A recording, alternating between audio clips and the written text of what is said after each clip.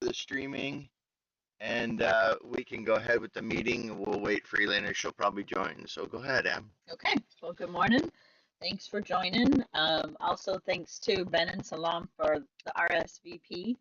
And like Kevin mentioned to you, Luke and Daniel, if you can just remember to use your Give Basic Needs email and do the response for the meeting, and the meeting agenda is also in the calendar event. So you guys should be able to see all that and know ahead of time what we're going to talk about in case you have something to discuss. But all right, so we will talk about first praise. So just to give some kudos, here we go. Some kudos lately. So as you see on the agenda, Elaina needs. Yeah, I can go ahead. Okay, perfect. So a huge round of applause for Benny. Lately, his social media work has been exceptional. He's stepped up his game with professional Canva designs, proactively created a post for World Food Day, and has been doing the critical hard work of monitoring our posts and skillfully handling negative comments with a mission-focused, non-political voice. Woo, Benny! Good job, Benny. Excellent work. We are going to be talking more about that later as far as the negative comments and what we can do to combat that. But I will continue on with the praises and the good works. Next, wonderful collaboration between Benny and Elaina on the new health professional volunteer post. The draft and the visual looked great and are all ready to go. So we appreciate that work. You two kind of teaming up and doing it. So yeah, awesome. Great job, Elaina. Good job, Benny. Nice work on that. That visual looks really good, Benny, with all of our branding assets and that. It turned out excellent. Very good. And then great news from Salam on his meeting in Accra. He presented our 5-year work plan, and it was well received by the Register of Companies. He got some crucial clarification on our tax exempt status from the Revenue Authority there in Ghana. And this is a major step for our operations and kind of continuing and get the official okay to continue on. Yay, Salam. Good job. Way to keep us moving forward. And then a big win for Kevin and Abbie for hunkering down and getting all of our accounts balanced in the Alaska project purchase invoices completing. Having our finances in order is critical. Yay, that was a big effort, but we managed to get it done for sure, yeah. And yeah, that was definitely not an easy one because we had a lot of transactions to catch up on. So we're going to try and keep on top of that a bit more, but we're all caught up now. And yeah, it's good. Good work, everyone. Very good. Excellent. All right. Let's see. Finance. You want to do your financial status update? Yeah, so that kind of leads right in. I'll go ahead and shift over to sharing my screen with everyone. Let me go ahead and share this window, and I'll ask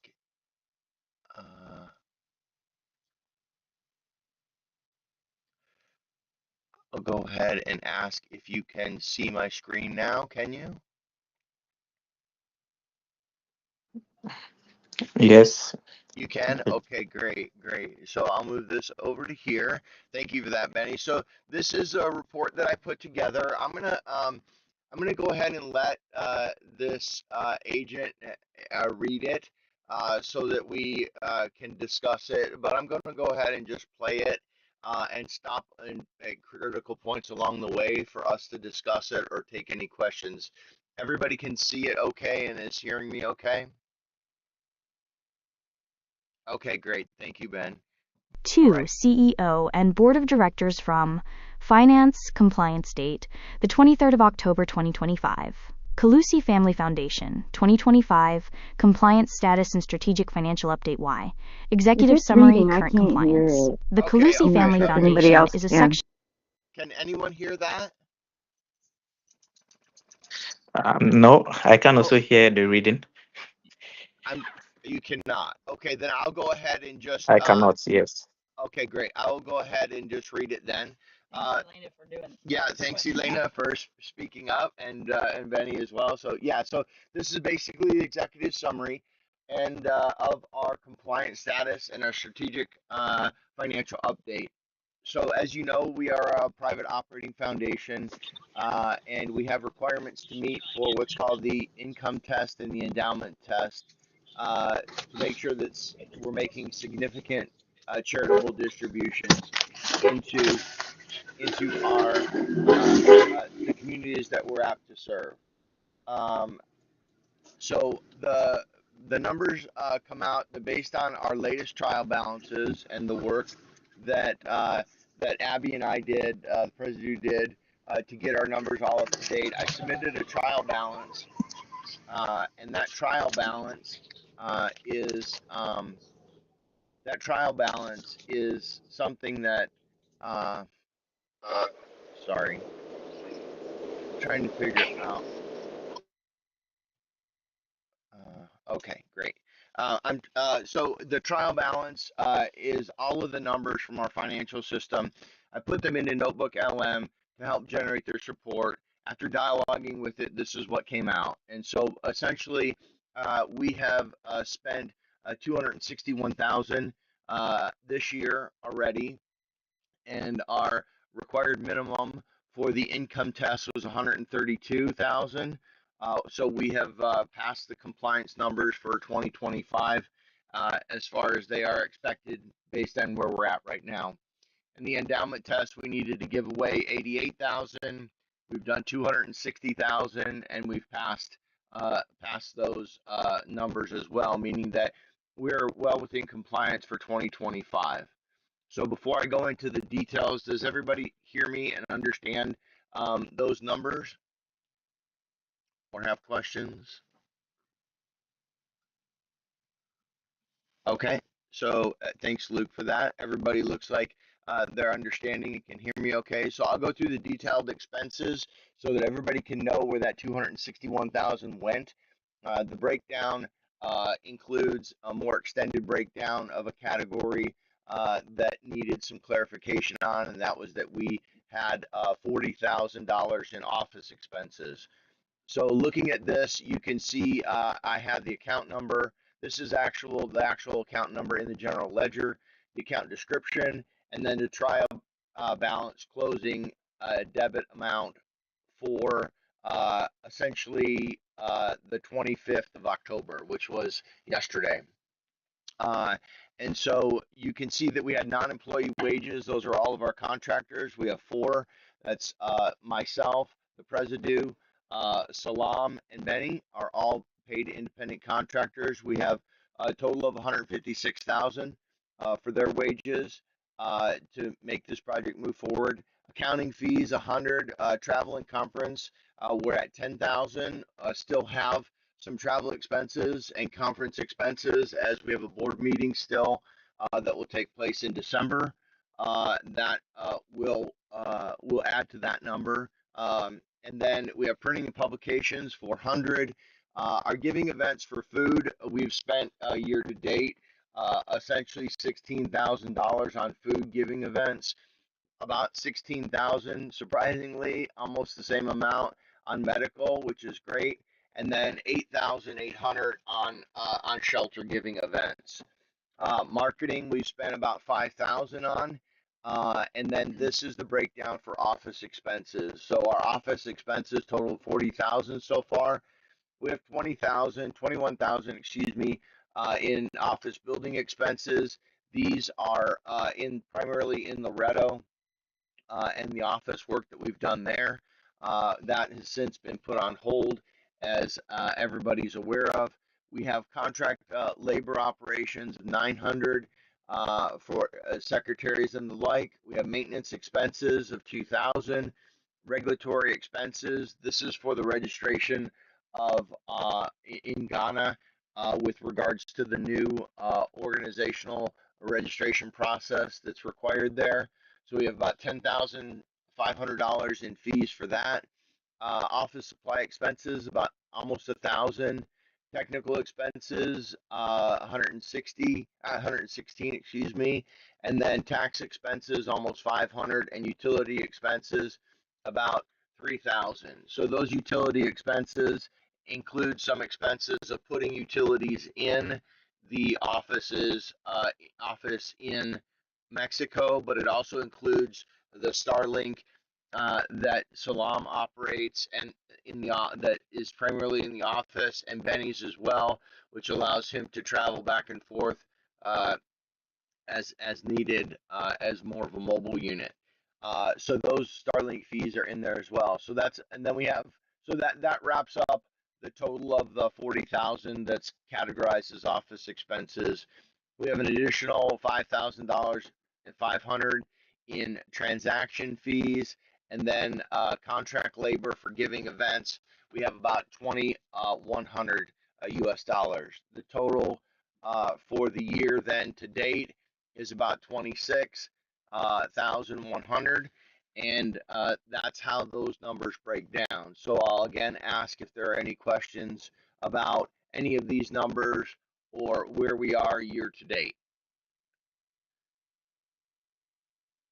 So I guess we could just either get reactions from individuals through the visual console, or we can just go around and ask. I'll just go around and ask if I don't see any. So Salam, do you have any questions about the numbers and where we are right now?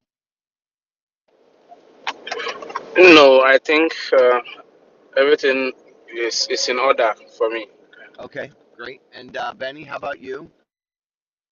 No question, please. Okay. Daniel? No, Okay. Luke? no, I'm all good. Okay. And how about Elaina? No questions here. Okay, great. And obviously the president? No questions. Okay. So these numbers again represent where we are today. So we have some commentary on our investments and donations. So the requirement again for the income test is 132, and we had a so basically we have a couple of things that are going on, and I'm just going to overview these. So basically in 2023 we had a $4.6 million Ethereum donation, and that brings our total reported contributions up to 6,237,73,000. We're trying to move towards a public charity. As we do, that requires essentially because of our expected annual investment income of 140,000.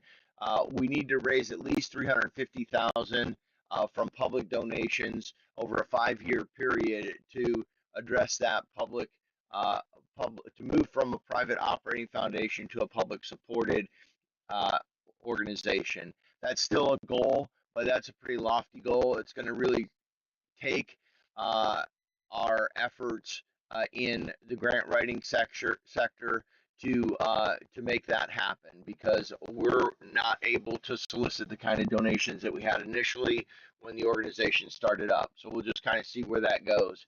Then with regards to the strategic outlook, we obviously are focused on trying to alleviate some of these cuts from U.S. aid, $4 billion in healthcare and over $6 billion in HIV that have been cut, which has provided a systemic shock. 14 million preventable deaths are expected by 2030, as we know, based on actual research outside of our organization. Ghana operations remain our highest priority and focus. Local fundraising versus via mobile money aims to bring in approximately 10,000, which will allow us to do about 22,000 more preventative disease tests such as hepatitis and HIV. We have asset management. Cryptocurrency positions have been liquidated and converted to ETFs. This will significantly allow us to not only diversify our portfolio, but allow us to relieve some of these accounting difficulties that we have in dealing with not only holding but buying and selling of these assets. So there's still not a link ETF available, but as that becomes available, we will increase our position on that. That's the only crypto asset that we typically were holding, we had previously been holding, but are no longer. And so we're still making payments in assets like USDC to our Ghana office and contractors to help reduce remittance expenses through the exchange of the Gemini exchange. And we did have a compliance risk. We missed our income test in 2023. This is just due to some of those really big donations that we had. And so we missed the income test in 23, but we made the endowment test. So there's no risk of losing our private operating foundation status at this point because of the numbers, as you can tell, all look very good for this year, maybe even a little too good. It's possible that we've overextended a bit, but we have had some unexpected expenses in the registration of our business operations in Ghana. You saw that $10,000, and we've also had additional labor expenses, but is paying off with all of the hard work that Benny's been doing and bringing Salam on a more regular payment structure, allowing them to do better, clearer operations in the country of Ghana. So if anyone has any questions, I can take them now. If not, I'll go ahead and turn it back over to the Presido. I plan on making this available on Discord so that you can review it at your leisure. And yeah, any questions from anybody? You can raise your hand or you can just shout them out. And if not, we'll give it back to the Presido. Thank you, Benny. Okay, so looks like that's all I had on the financial side. I have one other question or one other comment on the financial side. So because we had tried to move our assets to IBKR, which is the interactive brokerage firm, we have our assets in transition between there and Fidelity. So once those settle down, I am able to manage them in a more efficient way as they're transitioning from one brokerage firm back to Fidelity now. Excuse me, now I'll be able to provide some more strategic outlook regarding our investments in the coming weeks. Probably going to take me about 2 or 3 weeks to get that information to all of you regarding our investments and how the end of the year is wrapping up. So that's an action item for you? Yep, that is an action item for me. Thanks for pointing that out. That'll probably be due, and like I said, let's give it 3 to 4 weeks because once the assets get back in Fidelity, I'll need to regroup them and then do the analysis required to see where we are on our overall investment strategy. Excellent. Great, thank you for that. Thank you. All right, we'll move to Salam. Can you update us, Salam, about the bank account for Give Basic Needs? How's that work going? What else do we need for it?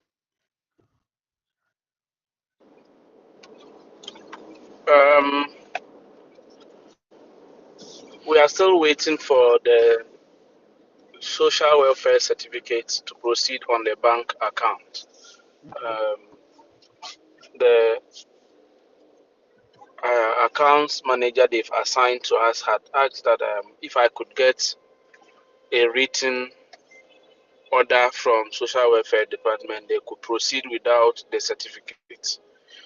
So I want to see from Monday if I can get them to give that to me.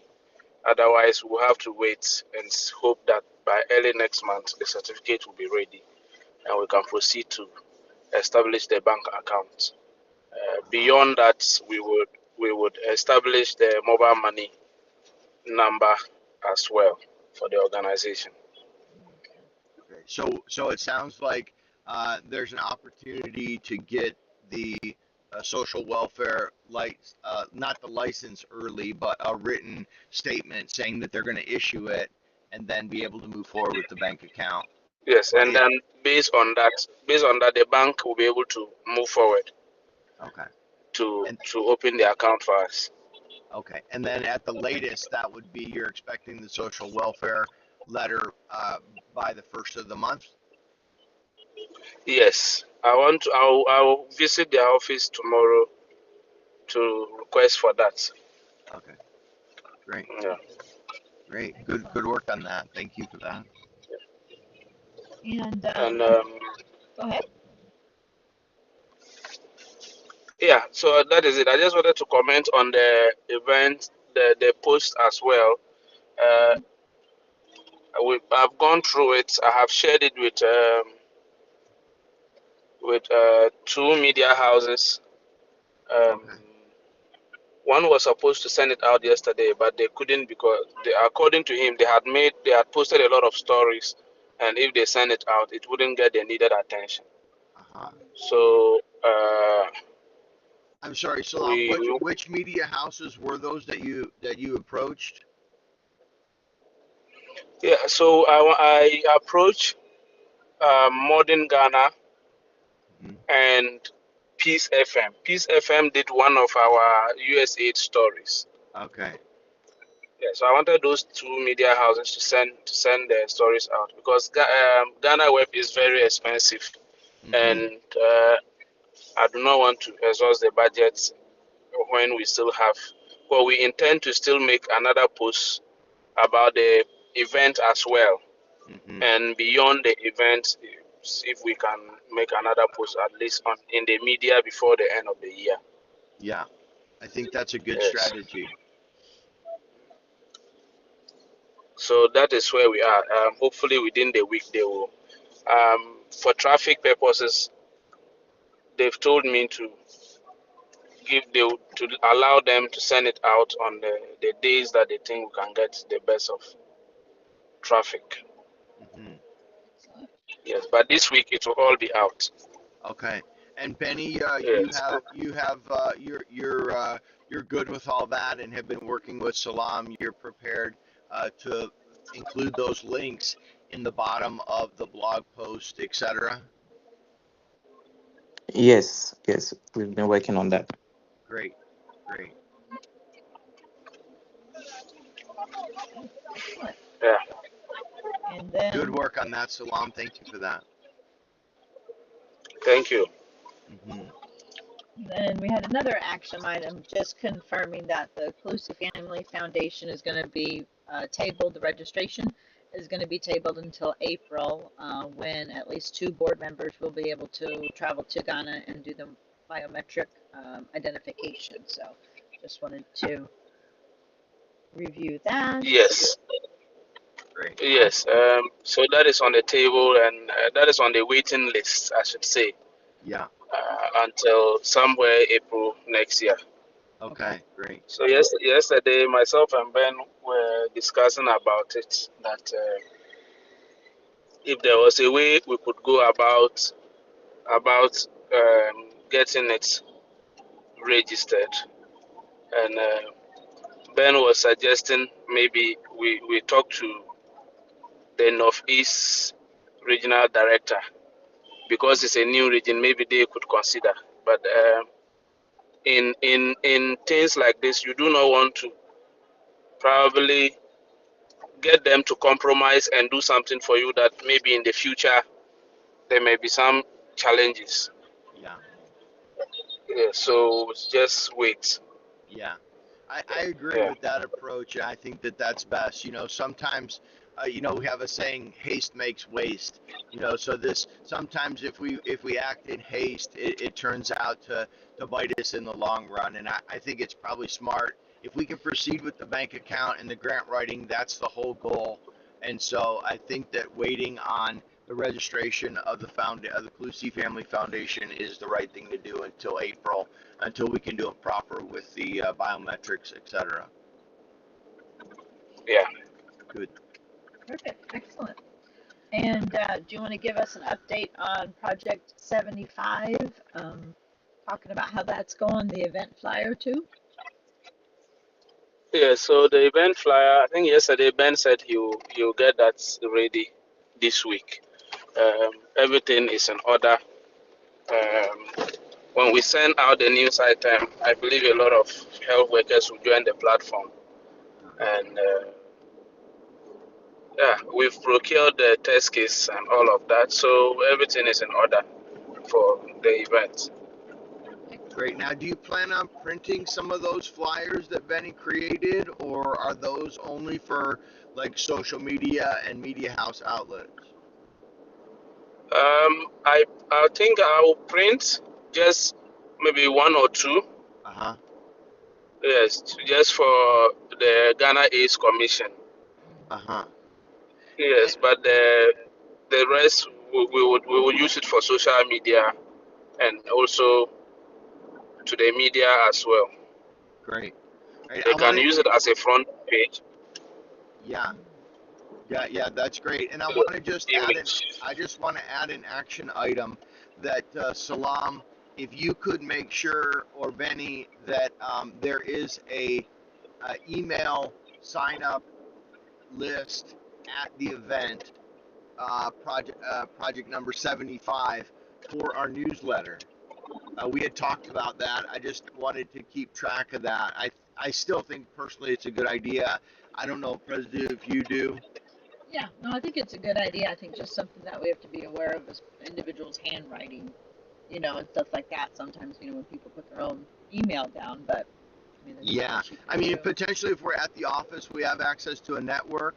So it's possible that someone, a volunteer, or maybe even one of you, I don't know, could be accepting, showing them essentially the form that's on our sign up page for the newsletter and just typing the address in, either for them or allowing them to.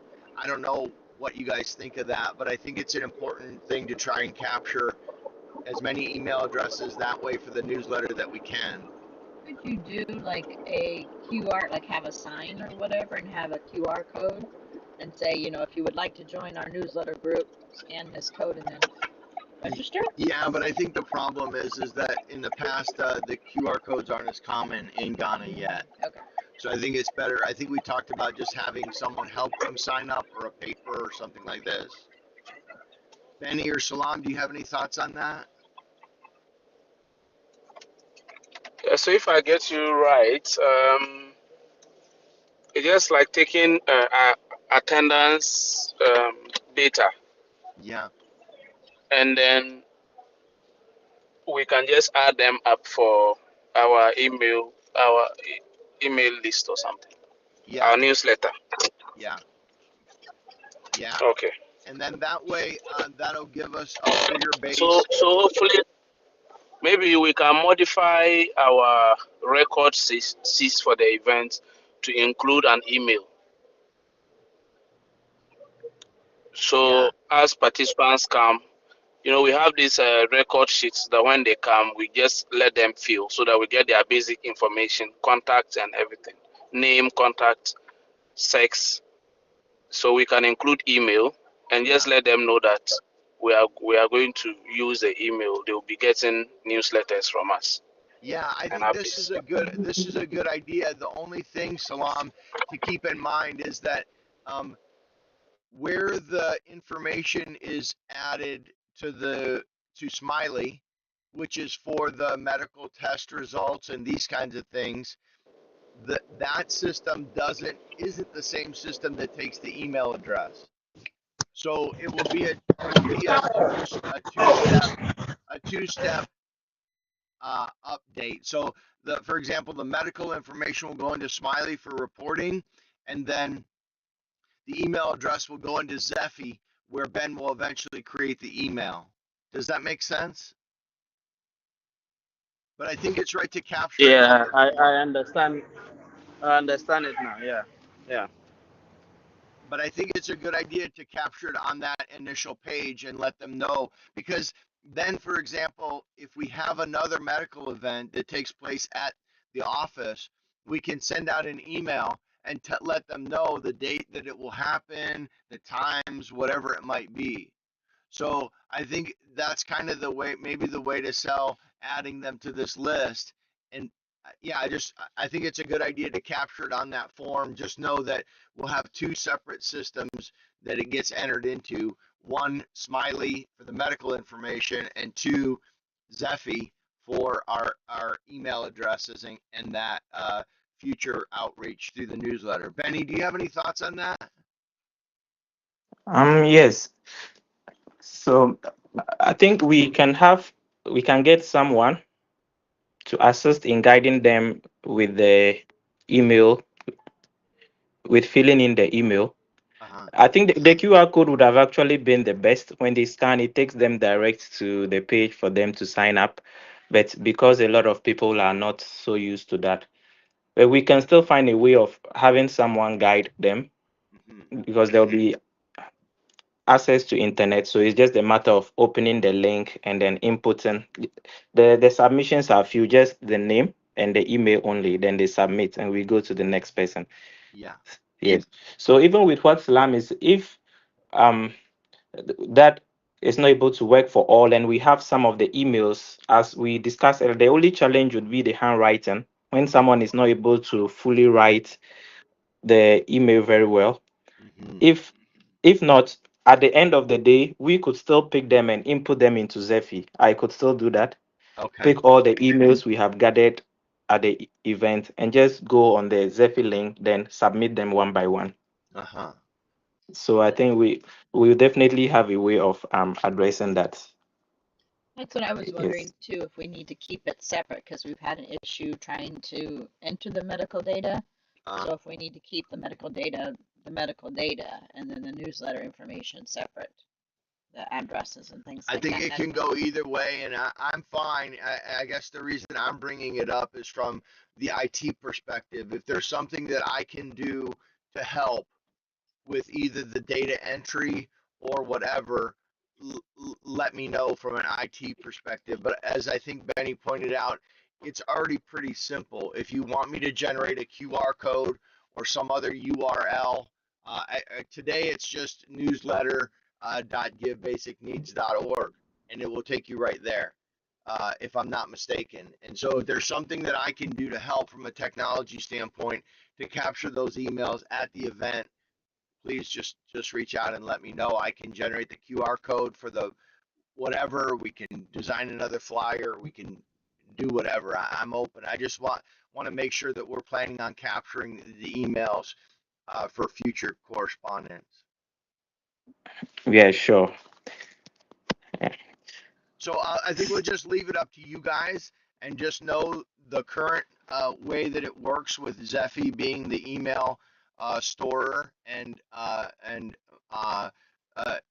data store, and then Smiley being the primary data store for the medical information. So however you guys want to do it on the ground is totally up to you. Just let me know how I can support you. All right, we'll do.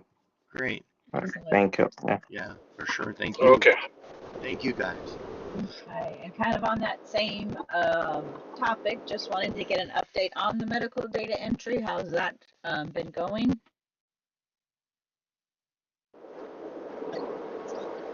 That's going on well. Thank you to the CFO for cleaning up the data for us. So Sure. this week we should have a complete set of the 0029. I think the challenge has been with the secretary sometimes not being able to actually select the right project. Uh-huh. So I'm fit now. We'll all be in office. That's the only challenge she have, but she's able to do it. I Okay. just allowed her to mess with it a bit so that she'll be conversant and okay with it. But this week we'll have it entered completely, and I think we have two more or so to events to still enter. Okay. But those ones, the numbers are not as huge as this one. Okay, great. And so I'm sorry, Yeah. I couldn't hear you exactly, but it sounds like you said that you expect to have uh, this, I believe it's Project 29 completed this week, and then you have two more. Yes. You have two more, and those two are bigger or smaller than what you've been entering, or the same size about? Yeah, those two are smaller events compared to what we are entering right now. Okay, great, great. Yeah, Yes, if there's yes. something So that I this can, one, what we are entering now, by our next meeting, we should have the complete data. great, By Sunday, we should have the complete data of what we are entering. great, great, great. And then I think is what we can do is, uh, Benny, you can begin once we get all of that medical data up to date within the next couple of weeks. We'll be able to use that data in a post to show essentially what our impact has been in the past, and then maybe bring up the fact that uh, we're essentially, because of cost now, are going to be able to do essentially half as much because all of the test prices have gone up because of the USAID cuts, et cetera. So maybe this data can be used to justify and explain the visually the impact. And I tried to, yeah. So I don't know what your thoughts are on that, Benny. Thank you for Salam for making sure that data gets input so that we have it. It's really important, and not only will it be used in the grant writing process, but it can be used as a talking point to the USAID post that we're dealing with right now. Benny, do you have any thoughts on that and using that data? Yeah, I think when we are done with the data, we can actually have a post to talk about the impact we have done over the years to Mm-hmm. show people, yeah, evidence of what is actually on ground and the results of what has been happening during our medical events. Yes. Good, And good.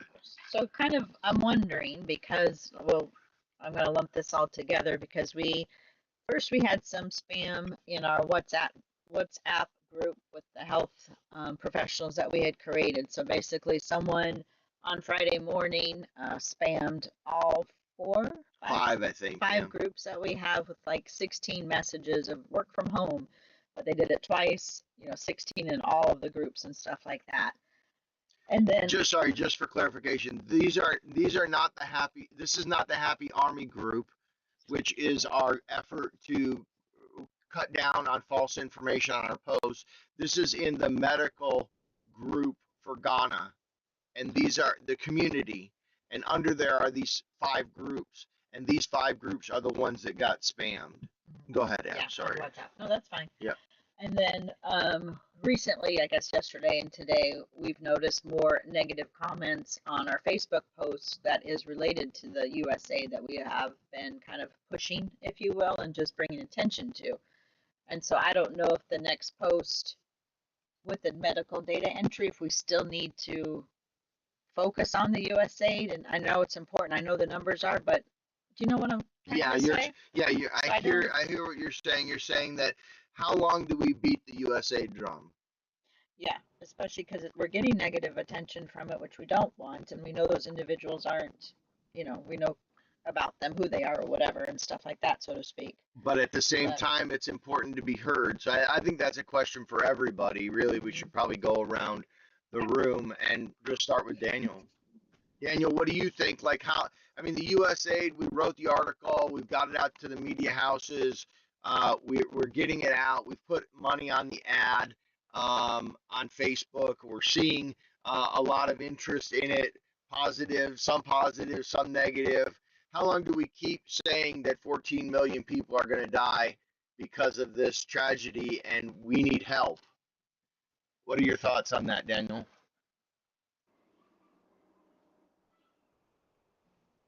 Well, um, I think it's a fine line because no publicity is bad publicity to a sense, Right. but also, I don't know, it's not, is it people in Ghana giving? It's not, it's more of Americans giving us shit, so I don't even think it's relevant. No, actually, and this is just to catch you up because I know you're not on Facebook, but Abby, you should just go into. that's what I was trying to find out. Yeah, there are comments, and Benny, you can speak up too. We're seeing comments from people who are claiming to be Ghanaian, who are saying things like, we don't need this help. You're just trying to essentially colonize us, make us dependent on you. We don't need the U.S. aid. They're almost, they're not believing that literally millions of people are going to die. They're not believing the data. They're saying their government's going to step up, that we were trying to just control them all along. I'm trying to find that one comment, but basically the individual said that AIDS wasn't real. It was just basically made up, an American thing made up for people to stop having sex. So that's the kind of, comments and things that we're seeing on these posts that are getting a lot of attention. And I hear what you're saying, no attention's not good either. So now that you've been caught up a little bit, and Benny, maybe you've really been watching them and responding. And I have to apologize. I kind of lost it yesterday, and I just call people out for not being real. Like, you look at their profile and they literally have no followers. They're no one, right? It's just literally someone with an agenda who's paying them to post that, or it's a straight up bot from China, Russia, America, who knows where, but it's a bot. It's not even a real person who's trying to not only provide false information, but say things like AIDS isn't real, which we all know is just 100% bunk. And when we promote that, even if someone reads that comment and had heard that before, they're like, oh yeah, that's true, I've heard that before. And that's not what we want to do. So I don't know, Danny, continue on what you're thinking on how long do we beat this USA drum. Well, And go ahead. in that case, I don't know if we continue to beat the drum. Okay.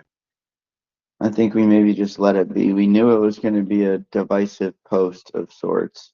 Mm-hmm.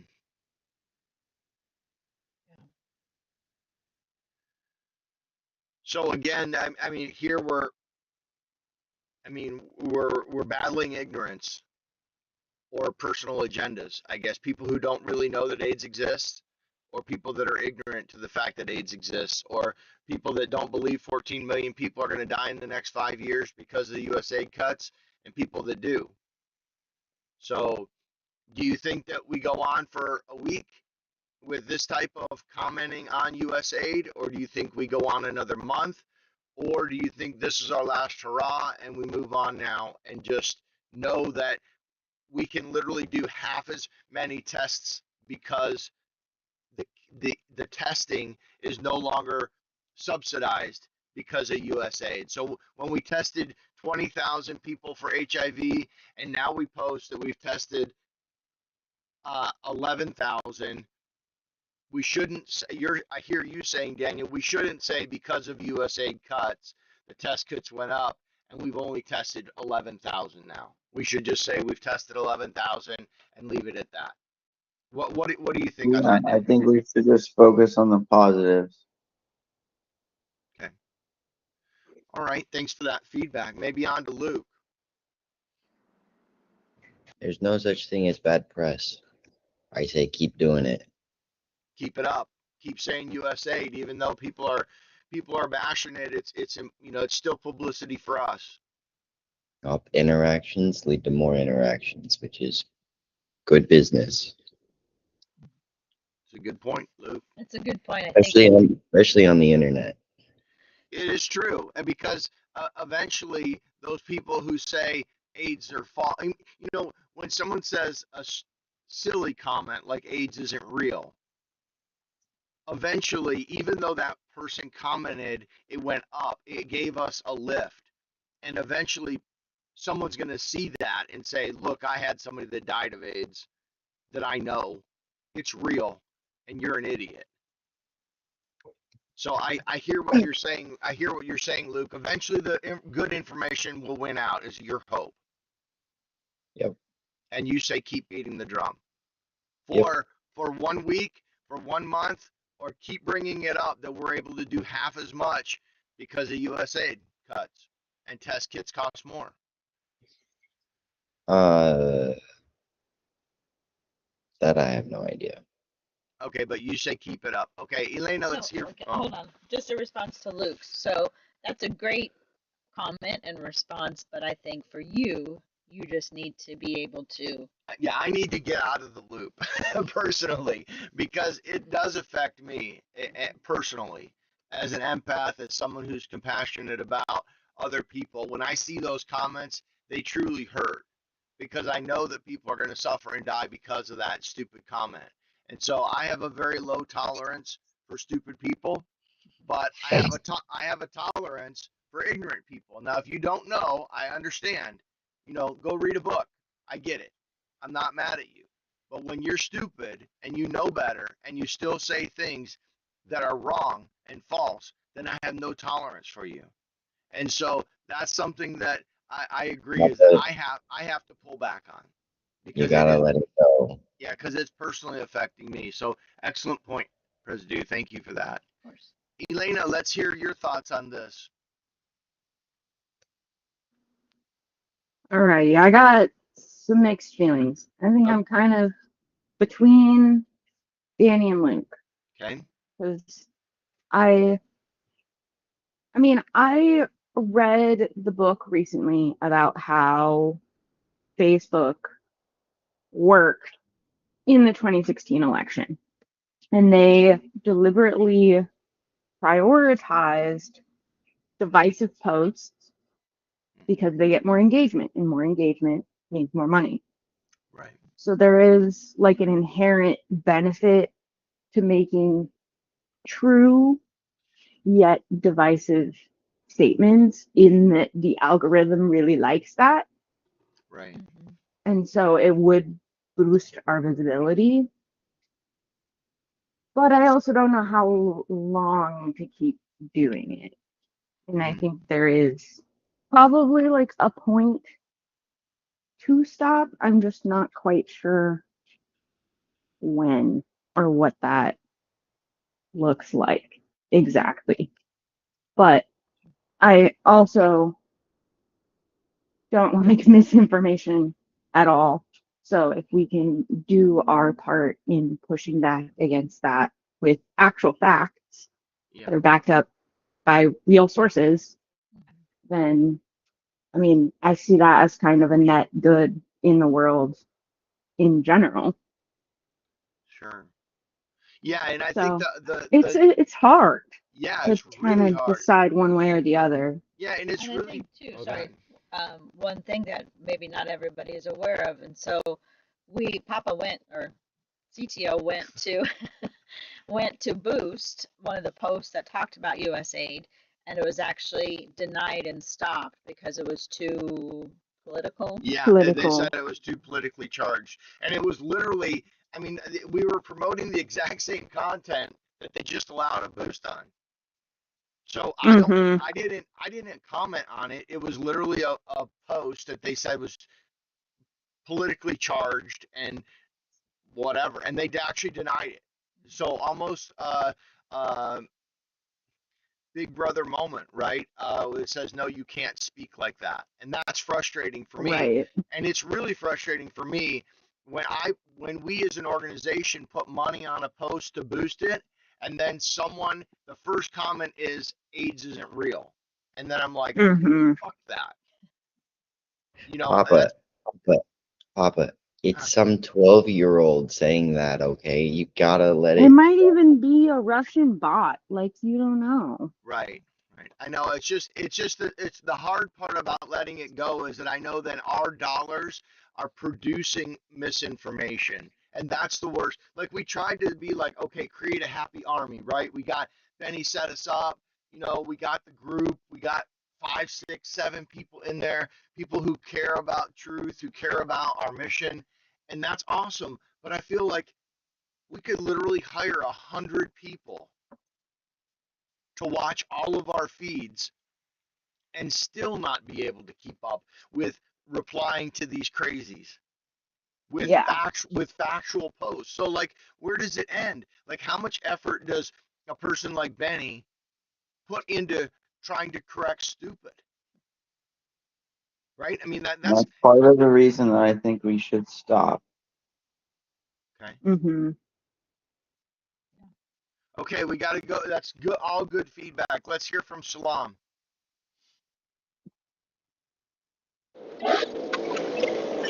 Yeah, can you hear me? Yes. Okay, so I think I will go with Danny's position that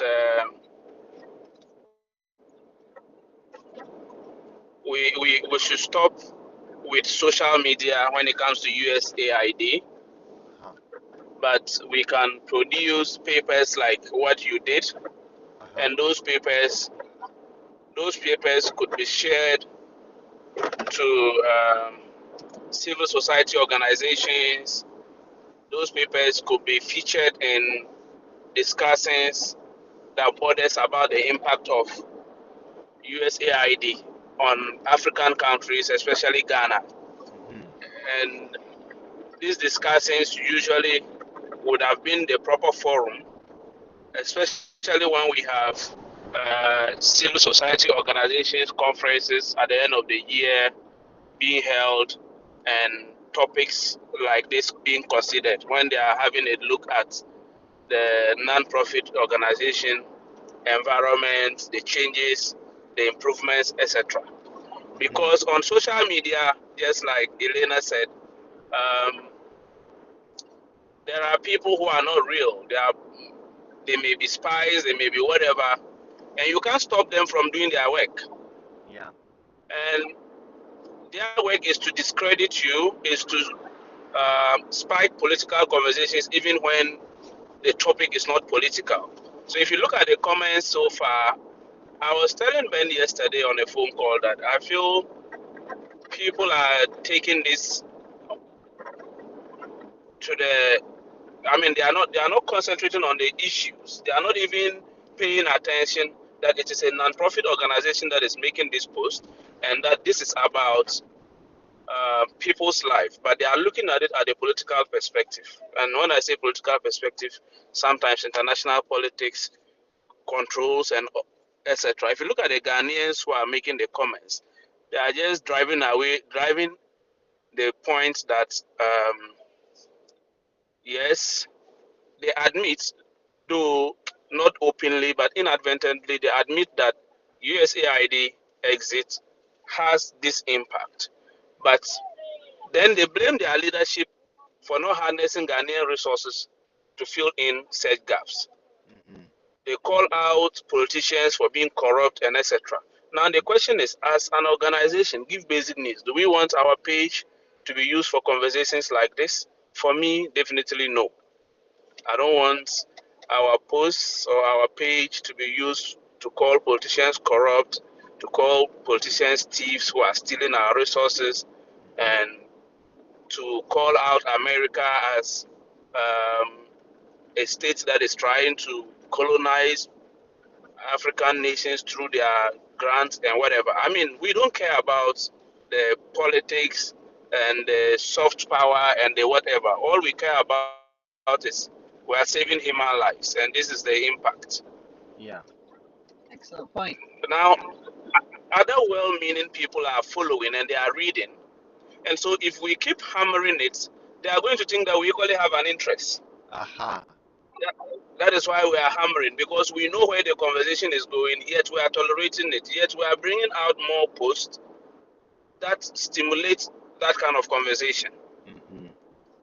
Because now, those who have made those comments probably have shown the post to their friends, they have informed their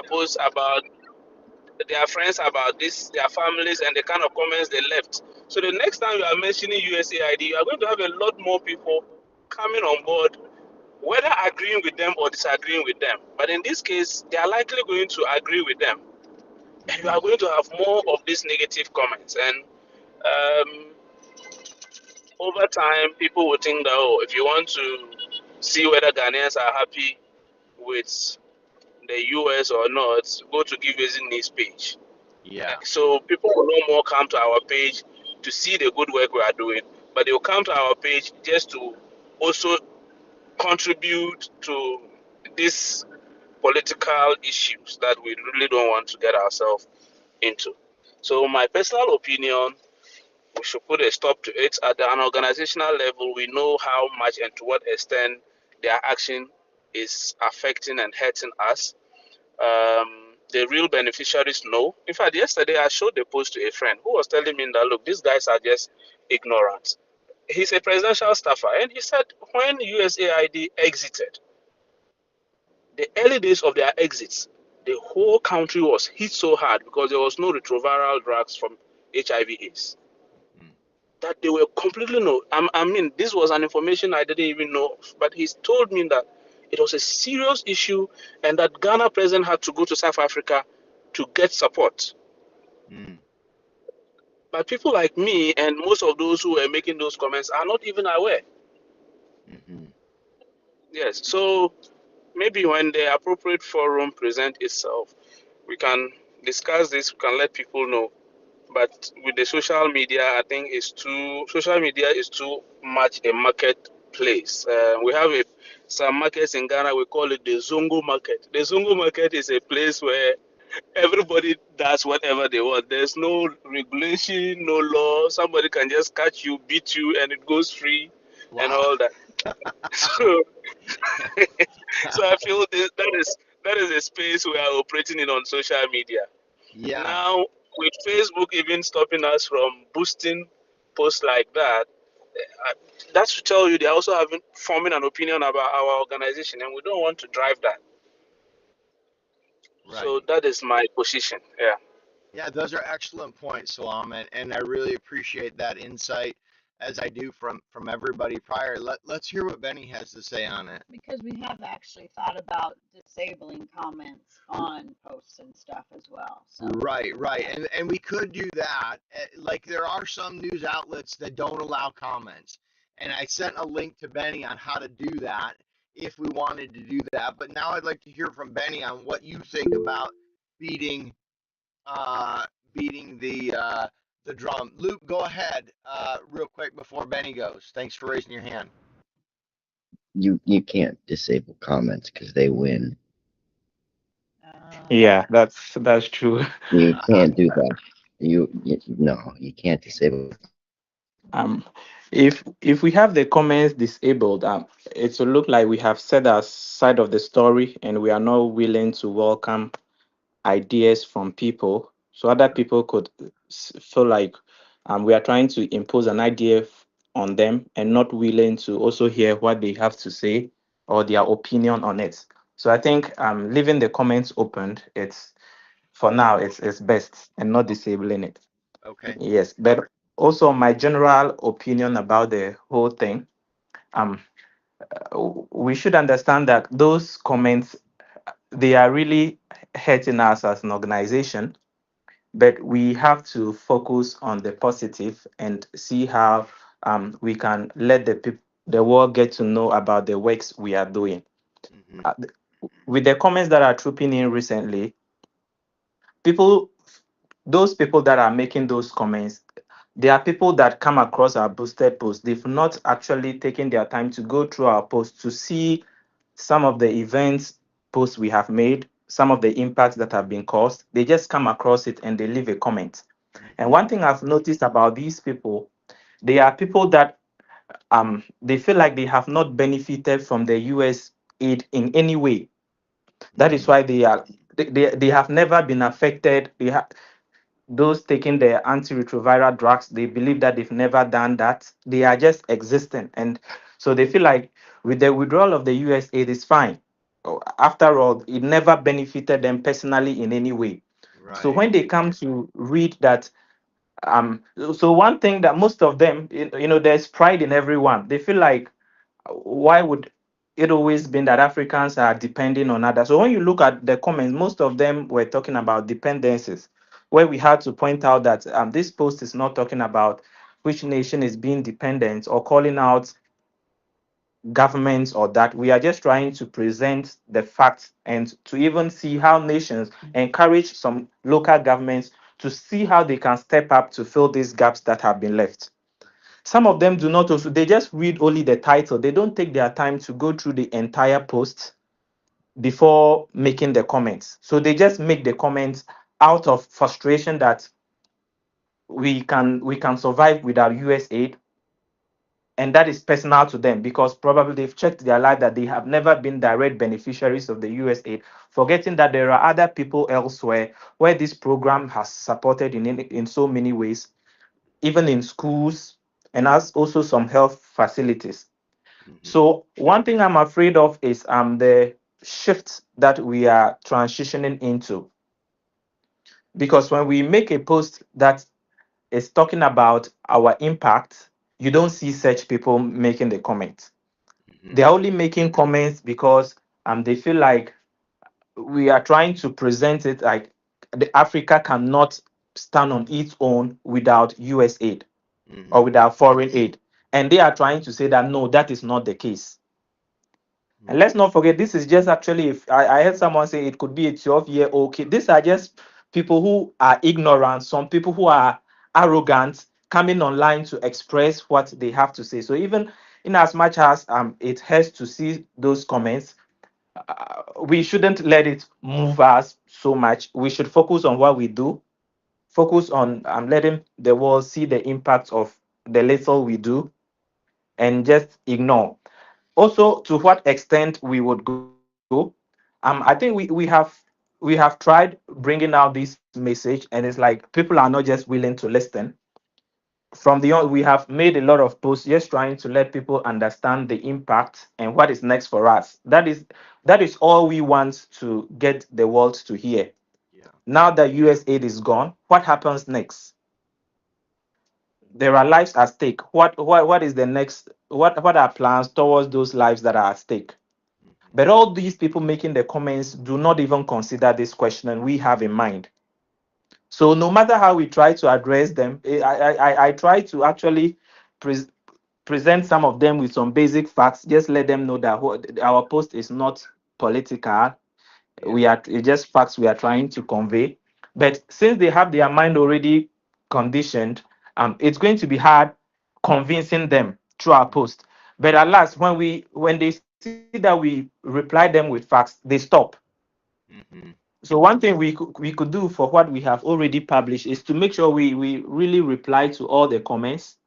Let them. That is why Luke said it's not good for us to disable comments. When we actually disable comments, they feel like they'll see us as cowards. Let me say that Uh-huh. we are not ready to battle with whatever they have to say. So we leave the comments open and we will address them as much as we can with the facts we have, but also knowing that some of them have preconditioned their mind that this is what they are. They don't care about whatever we care for. So that is the difference between we and the people, we as an organization, and the people that make the post. We are making the post from a humanitarian point of view. They are making the post from personal point of view. Right. So yes, I would say that we can cool down with our US aid posts because we have made a number of them. We Yeah. have spoken a lot. What is there will always be there. We have said our voice, and then we will see how we continue with our work. So that is my opinion on that. Excellent, Ben. Yeah. Excellent, excellent. That's great, great information and great perspective for sure. Yeah, so I think just to summarize it and maybe to make a recommendation that we can all agree on is one, we will not turn off the comments because for the reasons that Ben and Luke have pointed out. Um, Two, I heard that there should be no further USAID references in any media outlets. The paper is available on our website. The posts have been made. We've made our position, etc.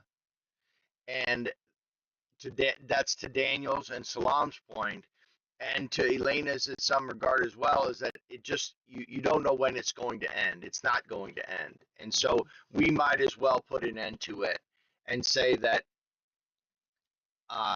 we have made these comments, and when people as Salam pointed out, are doing actual research or presenting in a professional setting, we will provide them the paper that they can use as part of their research and analysis.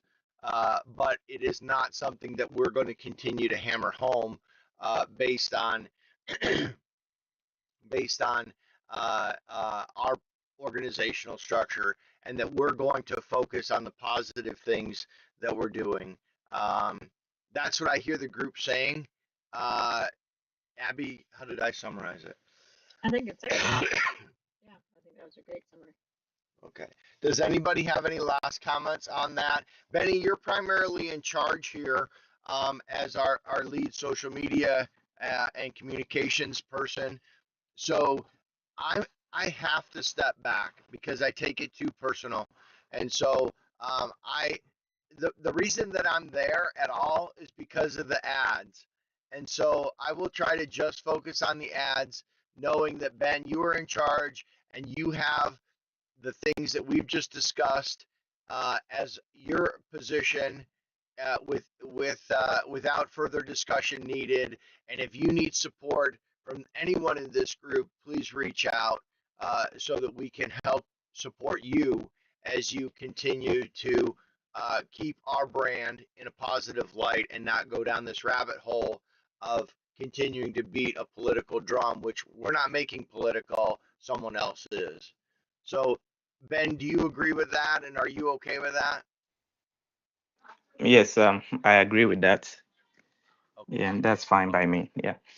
Okay, great. And you're happy with our position as an organization? Yes, yes. Okay, Yeah. great, great. Really good discussion and super important because, as I pointed out, we could literally hire armies of people to try and combat this, but that, as Salam pointed out and Daniel pointed out, that's really not our goal. Our goal is to demonstrate random acts of kindness, and that small acts, big happy. That's our motto. So good stuff. What else do you have, President? I'm just looking. I think that's all that we need to cover for today. We had a hard question. It says, based on the financial update, if we are over budget, what specific adjustments do we need to make as a team to finish the year strong and responsibly? Yeah, and so just regarding that question, I think is what we need to do is just finish the year strong, try to maintain or limit our social media outreach budget. Uh, we are getting more followers, which is good. I've continued to put only $1 on each of these posts. I think the USAID one, I put a little bit more to try to get a little bit more outreach. But I'll continue to manage the budget for the ads, and the wages are going to be what the wages are going to be. And the only giving event that we have remaining is Salam Medical Project Number 75. number 75 in Ghana, and that has already been funded. As far as I know, we're in good shape on that, right, Salam? Yes. Okay, great. So with that, we expect to see no unexpected expenses, and while we'll be over budget, it's something that I think the organization can tolerate. We just may need to be more mindful going forward. Excellent. Good. The other hard question that we had was, now that WhatsApp groups are locked, we locked them down, like we mentioned earlier, the comments. What is our strategy for re-engaging our new members and making sure they feel welcome and not just silenced by the spam cleanup? So this has to do, just for clarification, on the Ghana medical community WhatsApp groups. Benny, were you able to clean those up?